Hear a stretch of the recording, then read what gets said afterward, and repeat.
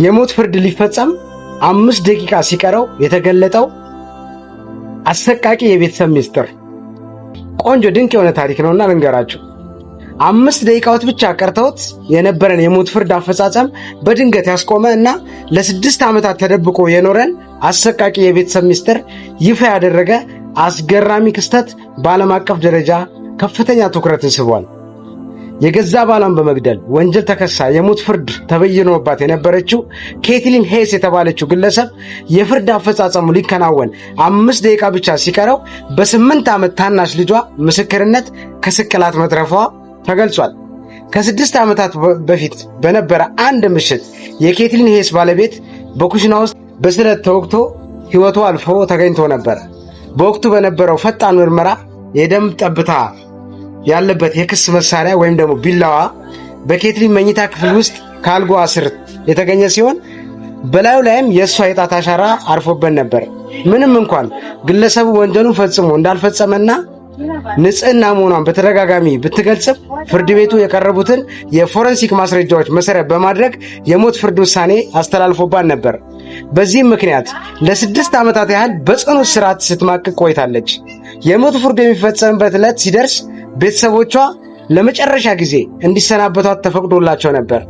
በወቅቱ ዕድሜው ገና 8 ዓመት የነበረው ትንሹ ልጇ ኢታን እናቱን ለመጨረሻ ጊዜ ለማቀፍ በተጠጋበት ወቅት በሹክሹክታ የተናገረው ቃል ግን መላውን ተቋም አስደንግጧል። ኢታን ለእናቱ ቢላውን ከአልጋሽ ስር ማን እንዳስቀመጠው አውቃለሁ ማለቱን ተከትሎ በአቅራቢያው የነበሩ የማረሚያ ቤቱ ጠባቂዎችና የፕሪዝን ኃላፊው ሂደቱን በአስቸኳይ እንዲቆም ትዕዛዝ አስተላልፈዋል።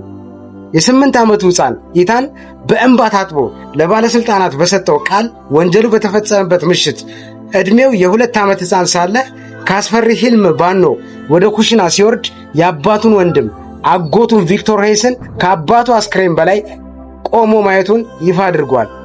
እንደ ምስክርነቱ ቃል አጎቱ ቪክቶር ወንድሙን ከገደለ በኋላ እናቱ በወሰደችው ማስታገሻ ምክንያት ተኝታ ሳለች እጇን በመያዝ የጣት አሻራዋን በቢላዋ ላይ አስፍሯል። ደሙን በለበሰችው የሌሊት ልብስ ላይ በመቀባት ወንጀሉን በሷ ላይ ማሳስቧል። ከመውጣቱ በፊትም ትንሹ ኢታንን በማየት ይህንን ተከትሎ የማረሚያ ቤቱ ኃላፊዎች በሰነባበተው መዝገብ ላይ አዲስ ምርመራ እንዲጀመር አድርገዋል።